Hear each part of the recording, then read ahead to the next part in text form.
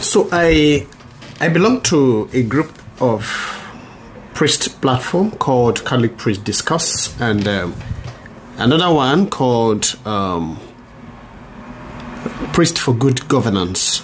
Particularly, and our aims in this group is to try to see how stuffs that are good for the priestly life and ministry, and how we can really discuss issues that bother on our identity as calling in order to make us better serve God and his people in our various callings as priests. And beautifully well, I stumbled a very unique, quintessential, and great and beautiful letter written to young priests. And I have carefully studied, gone through it, and I feel it has to really go beyond the circle of where I got the letter and read myself. So that is the motivation for doing this video. The credit goes to very Reverend Father Stanislaus Stephen, whom I have never met, but this letter that I'm going to read here on this video is his work, and I want to thank him very much and give the credit to him as well. And so he says, letter to young priests, and I want to say to all priests, and especially young priests. My dear younger brothers, welcome to the priesthood. As I watched with happiness the joys that radiate on your faces as you danced and danced from the day of your ordinations and the Thanksgiving masses, I said, thank you, Lord, for the increase of ministers of your word and sacraments in the church. As I watched the crowd rejoicing with you, I see also the multitude that you have been called to minister to. Indeed, the priest is called to love and to serve. Father Stanislaus continued, I congratulate you for being found worthy, in quote. I recall that moment when the MC used the microphone in the cathedral and announced, let those to be ordained priests kindly come forward. If he had allowed you to come out quietly, perhaps it may have been said by people he was coerced into accepting priestly ordination. But the MC at such occasion, like ordination, will go further to proclaim your names one by one. He will call each of the ordinands by name, and you will answer, present, or I am ready and willing. Now, this response, I am ready and willing, is an open declaration before the people of God that you have consciously and deliberately decided, chosen, and accepted freely without any form of coercion, reservation, either actual or virtual, with full recognition of the implications of your choice, to respond to God's call to serve him and his church, and to serve him as a priest in the Holy Catholic and Apostolic Church. What each priest needs to know is simply this, that this decision comes with a lifetime commitment and obligation to live the priestly life according to the mind of the church and not according to the whims and caprices of the ordinance, not according to your whims and your caprices. Father Stanislaus continued. He says, my beloved brothers in the one priesthood of Christ, the rite of sacred ordination is never to be understood only as a formal initiation or induction into the Catholic priesthood. It is far more than that. It is a sacrament. And in this sacrament, the ordinand, that is you as a priest, for instance, you are consecrated alter Christus, that is another Christ. And by this sacrament, you become sacramentally the Christ that the faithful see. When you bless, it is Christ that blesses. When you speak, it is Christ who speaks. When you console the broken, it is Christ that consoles. And when you teach, it is Christ that teaches. Now, this is another interesting part. On the other hand, when by your doings you are mocked, it is Christ that is mocked. When you are hated, it is Christ that is hated. When you are rejected for being who you are, it is Christ that is rejected. And when people appreciate you, this is beautiful. It is the good Lord, your master who has called you, Christ himself, that is appreciated. Therefore, live lives that glorify God and that give glory to Christ himself always. And so, there is no gain saying that today's priests face challenges. See, I was once at a place and I told somebody, for my younger brother seminarians, if you are not strong and if you are not totally relying on the grace of God disposing yourself, please don't come to the priesthood. The life is challenging pastorally, spiritually, economically, socially. But you have to strike a balance in all and be ready to be judged. For a newly ordained priest, the first challenge that faces you may not be spiritual or pastoral. Maybe because you are not in charge of souls directly yet.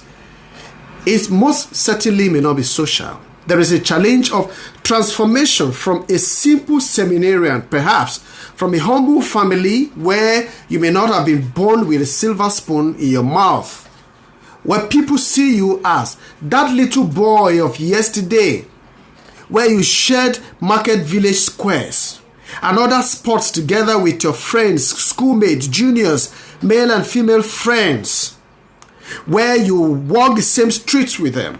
They may even liken you to your background, of course, like Jesus himself is down to the carpenter's son. Don't worry.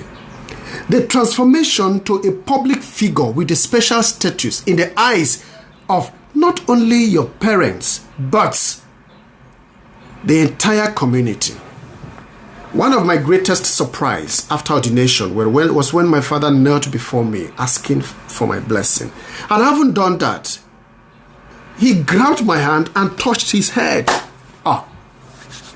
That is just it. The situations become even more complicated when you see yourself as an I have made it individual. Be careful. We must be careful and be guided by humility. Again, not the ceremony of ordination, but the reception that follows your ordination can be a very tempting one to a young priest who will never dreamt of owning a car. Possibly for a very long time, because you could walk, if you were not a priest, own your businesses and enterprises and own your cars if you want to. Again, whose mates are still struggling to achieve something in life. Perhaps whose mates are not even thinking of marrying or settling down yet. The tendency, gentlemen, is to think that you are now far above them in the social status. Be careful, please be careful. It is true that you may seem to be above them, rather, but when you allow these thoughts get into your head, you're beginning to cut into pride. Be careful. When pride sets in, you may find yourself drifting away downward the slope. With pride, every other person would at best be your equal. Again, and need not be respected. You must recognize who you are. You're a priest. Or they get it hot from you. Sometimes you allow it get into your head and you begin to misfire. You are most certainly going to be an unfulfilled priest if you tread this path. Do not allow the seeming affluence you witness, thanks to the numerous gifts you received from people, especially at your Thanksgiving masses. They will come. Warm embraces will come. But the thing is, as time passes by, your circle phases, the younger ones come through, the same circle continue, you're going to be left alone to deal with the priesthood. So the earlier that is realized and taken, the better for your priesthood.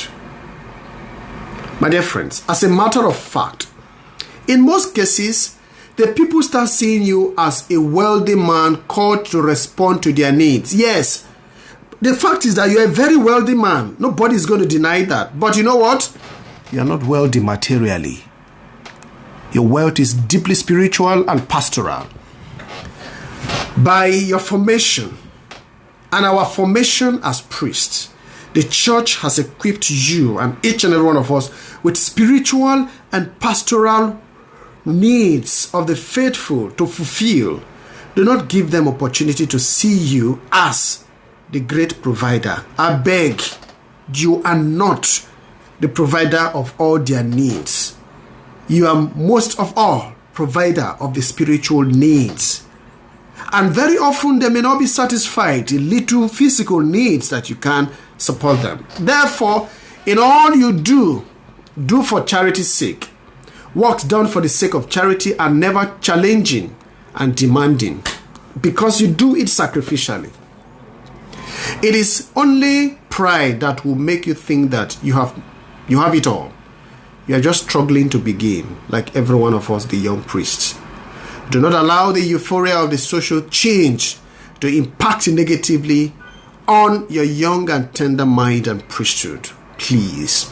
Therefore, what should you do to overcome this? Now, Father Stanislaus went further to provide us some advice. First, be sure not to abandon your prayer life. Your breviary, your rosary, and your visits to the Blessed Sacrament is very, very sacrosanct and must be your companions, especially at this very beginning of your ministry and of the priesthood. Dedicate your ministry to the Blessed Virgin Mary, the Mother of Priests, and always seek her intercession. Number 2, do not presume. Don't presume anything. Always consult, dear young priest. See, consult, and consult. Ask questions. For the first time in your life, you are not seeing yourself as a priest. Learn to walk the ropes. Small. By consulting those who were there before you, those who have had experiences, some very tough, some very funny, some very beautiful. Pay attention to the advices and corrections. There is no way me and you, who are young priests, who are just beginning our lives, can claim to be more knowledgeable than the elders who have been there for years ahead of us. We must therefore learn from their rich experiences in the priesthood and in life generally. If they are open to us to share their experiences to us, let us count ourselves lucky. For me, it's been a privilege when I sit to dine with elders, not because I'm worthy to be with them, but every opportunity with them has been gracious opportunities to learn. Number 3, and very importantly, make yourself present, be available, be present to your bishop, be present to your flock, be present to the people of God put in your charge. Do not be an absentee priest. He has the right to be aware of you, just as your father at home is aware of you. The bishop has the right to know your well-being. Being distant from the bishop will affect your priesthood adversely. Be present at liturgical and pastoral functions. By such presence, you express your sharing in the priesthood of Christ in the presbyterium of the local diocese or archdiocese, wherever you belong. Be present to the faithful, the people of God. By being present to them, they will see the Christ in you, and thus you win more followers for Christ, not for yourself. Please know the difference. But when you see yourself up there, an artist, a Nigerian artist, sang a song, lonely at the top, lonely, lonely, lonely. It will be lonely there. So come down to the people, relate with them, and mellow with them, dine with them, see their suffering, be very approachable, be very available, and be very accessible, dear Reverend Fathers. Dear brothers, pride goes before a fall. So says a nursery rhyme. The change demands humility and prudence, especially the social change around us. Pray that the Lord who called you to his priesthood grant you his grace to be humble and prudent in all that you do. Again, I want to thank very, very sincerely Father Stanislaus And he tells us, I'll be waiting for this. He says, in my next letter, you shall be keeping the promises we kept at ordination. We shall be talking about our promises. Until then, he is our elder brother in the priesthood. And dear Father Stanislaus, thank you for these beautiful words. I have always summarized them in bits and pieces with some personal intersections. Father Stanislaus Udo Stephen is a priest of the Diocese of Ikotekpene, and I really appreciate those words. And thank you for the words to many of us, the young priests in our various dioceses, who are also doing our best to stay focused with our ministries in the priesthood. God bless you and God help us all. Amen.